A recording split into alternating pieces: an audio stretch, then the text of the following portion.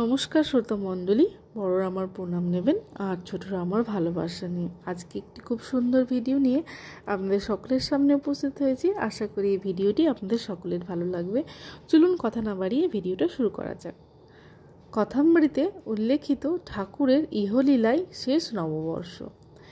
সেদিন ছিল পয়লা বৈশাখ, 1293 সাল সোমবার, ইংরাজি 13 এপ্রিল 1886। স্থান উত্তর কলকাতার কাশীপুর উদ্যানবাটি। সময় প্রাতকাল, বেলা 8টা-9টা হবে। উদ্যানবাটির উপরতলার বড় ঘরটিতে কণ্ঠরোগে আক্রান্ত শ্রী রামকৃষ্ণ স্বীয় শয্যায় বসে আছেন। শ্রী শ্রী রামকৃষ্ণ কথামৃতের বর্ণনায় 138 বছর আগেকার বাংলা নববর্ষের প্রথম দিনটির এক আকর্ষক ও প্রাণবন্ত ছবি স্পষ্ট হয়ে ওঠে। শ্রীমুখ কথিত শ্রী শ্রী রামকৃষ্ণ কথামৃত অনুসরণ করে জানতে পারি, সিঁদুরিয়া পট্টি নিবাসী মণি মল্লিক আগের দিন রাত্রে দক্ষিণেশ্বরেই অবস্থান করেন। নববর্ষের প্রথম প্রভাতে তিনি গঙ্গা স্নান করে এলেন। তারপর শয্যায় উপবিষ্ট শ্রী রামকৃষ্ণকে প্রণাম করলেন। পরম ভক্ত তিনি। তারপরই কলকাতা থেকে দক্ষিণেশ্বরে সেই পবিত্র প্রভাতে এসে উপস্থিত হলেন ডাক্তার রামচন্দ্র দত্ত। তিনি এই শুভ দিনে ঠাকুরকে পুজো করার জন্য ফুল নিয়ে এসেছেন। সেই ফুল নিবেদন করে তিনি শ্রী রামকৃষ্ণের চরণ প্রান্তে উপবেশন করলেন। সেদিনের বর্ণনা দিতে গিয়ে কথামৃতকার বলেছেন, ভক্তরা অনেকেই নিচে বসে আছেন, দু একজন ঠাকুরের ঘরে আছে। রামদত্ত ঠাকুরের সঙ্গে কথা বলছেন। শ্রী রামকৃষ্ণ প্রশ্ন করছেন, রামদত্তকে কীরকম দেখছো? অর্থাৎ ঠাকুরকে দেখে তার কীরকম মনে হচ্ছে। দত্তমশাই ভাবলেন, নববর্ষের প্রথম দিনে আবার অসুখ বিসুখ নিয়ে আলোচনা কেন? তিনি ঠাকুরের প্রশ্নকে এড়িয়ে গিয়ে বললেন, আপনার সবই আছে, এখনই রোগের সব কথা উঠবে? অন্তর্যামী শ্রী রামকৃষ্ণ ভক্তের মুখে এরকম একটা উত্তর শুনে একটু হাসলেন, আর বেশি কথা বললেন না, কারণ তার বেশি কথা বলা বারণ। তাই সংকেত করে রামচন্দ্রকে আবার জিজ্ঞাসা করছেন, রোগের কথাও উঠবে? এখানে উল্লেখ করা যেতে পারে যে সে দিনটা ছিল ইংরাজির ক্যালেন্ডারে 1886 সালের 13 এপ্রিল, আর শ্রী রামকৃষ্ণ মহাসমাধিতে লীন হন 1886 সালের 16 আগস্ট, মাত্র 4 মাসের ব্যবধানে। তাই আনন্দময় শ্রী রামকৃষ্ণ নিজের রোগ নিয়ে রহস্য করতেও ছাড়লেন না।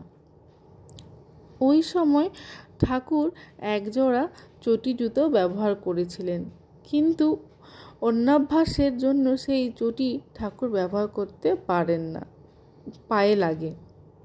তার গলরোগের চিকিৎসা করছিলেন বউবাজারের বিখ্যাত ধনী অঙ্কুর দত্তের বংশধর, তখনকার খ্যাতনামা হোমিও চিকিৎসক ডাক্তার রাজেন্দ্রলাল দত্ত। তিনি প্রথমে অ্যালোপ্যাথি চিকিৎসা করতেন, পরে হোমিও চিকিৎসায় বিশ্বাসী হন। চটি জুতো ঠাকুর পরতে পারেন না বলে তিনি তার পায়ের একটা মাপ চেয়েছিলেন। তিনি পছন্দ মতো জুতো এনে দেবেন। ইতিমধ্যে বছরের প্রথম দিনই শ্রী রামকৃষ্ণকে প্রণাম করতে একে একে অনেকেই উপস্থিত হতে থাকেন। সেদিন পয়লা বৈশাখের শুভ লগ্নে শ্রী রামকৃষ্ণের পবিত্র পদযুগলের মাপ নেওয়া হলো। সেই মাপ অনুসারে ডাক্তার দত্ত ফরমাস দিয়ে তৈরি করা মখমলের যে কমল জুতো জোড়া এনে স্বয়ং ঠাকুরকে পরিয়ে দিয়েছিলেন। আজও তা বেলুড় মঠে পূজিত হয়।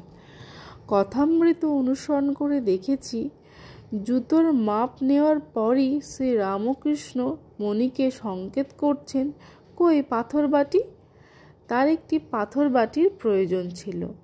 বছরের প্রথম দিনেই সেই পাথর বাটির কথা ঠাকুর মণিকে স্মরণ করিয়ে দিচ্ছেন। পরম ভক্ত মুনি সেই শুভ দিনে নতুন বাজারের জোড়াসাঁকো চৌমাথার এক দোকান থেকে সাদা পাথরবাটি কিনলেন। তারপর দুপুরে কাশীপুর উদ্যানবাটিতে ফিরে এলেন এবং ঠাকুরকে প্রণাম করে বাটি তার সামনে রাখলেন। ঠাকুর সাদা বাটি হাতে করিয়া দেখিতেছেন। এলেন রাখাল হালদার, ঠাকুরের স্নেহধন্য আরেকজন ডাক্তার, থাকতেন বউবাজারে। ধীরে ধীরে আরও কয়েকজন উপস্থিত হলেন। এই শুভ দিনে সকলেই শ্রী রামকৃষ্ণকে প্রণাম করার সৌভাগ্য অর্জন করতে চায়।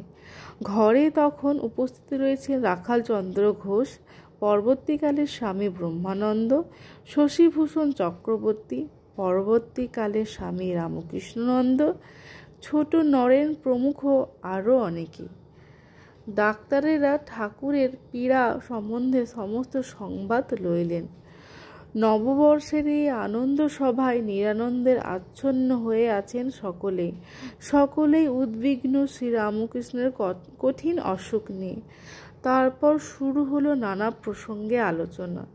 ঠাকুরের কথা বলা বারণ, তবুও তিনি কথা বলে চলতেছেন, কোনো ক্লান্তি নেই। কর্মফল, পারদ্ধ, জগন, ভক্তি, কামজয় ইত্যাদি কত নানা প্রসঙ্গ। একটু পরেই পাগলি এসে উপস্থিত। বছরের এই প্রথম দিনে তিনিও ঠাকুরকে প্রণাম করে ধন্য হতে চান। বিজয়কৃষ্ণ গোস্বামী সুগায়িকা এই পাগলিকে শ্রী রামকৃষ্ণের কাছে নিয়ে আসেন। দক্ষিণেশ্বর ও কাশীপুরে যখন তখন এসে তিনি ঠাকুরকে গান শোনাতেন। ভক্তরা তাকে ঢুকতে দিতে চাইতেও না, তবুও তিনি জোর করে ঢুকতেন। সেদিনও পাগলি এসে উপস্থিত। ধীরে ধীরে ভক্ত সমাগম বাড়তে থাকে।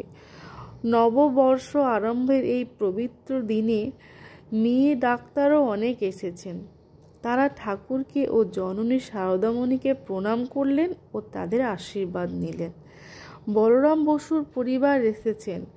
বাগবাজারে এই বলরাম বসুর ঐতিহাসিক বাড়ি ছিল শ্রী রামকৃষ্ণের দ্বিতীয় কেল্লা। এখন সেটাই রামকৃষ্ণ মঠ ও মিশনের শাখা কেন্দ্র বলরাম মন্দির।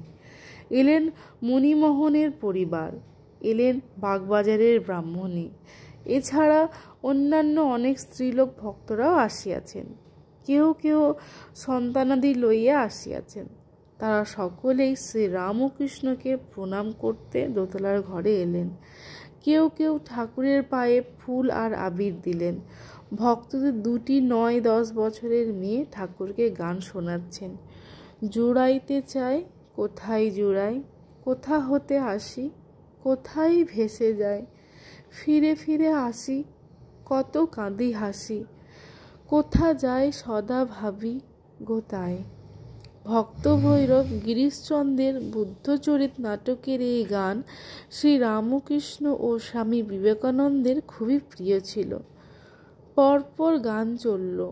আনন্দ সভা দিব্য সভায় পরিণত হল। আনন্দস্বরূপ শ্রী রামকৃষ্ণ তখন দিব্যভাবে বিভোর। তথ্যশ্রুত শ্রীম কথিত শ্রী রামকৃষ্ণ কথামৃত। আশা করি আমার এই ভিডিওটি আপনাদের সকলেরই হৃদয় স্পর্শ করেছে। এরকম নিত্য নতুন ভিডিও পেতে প্লিজ আমার চ্যানেলটিকে লাইক, শেয়ার, সাবস্ক্রাইব করবেন এবং পাশে থাকবেন। আজ এই পর্যন্ত, দেখা হবে নেক্সট ভিডিওতে। জয় ঠাকুর, জয় মা, জয় স্বামীজি।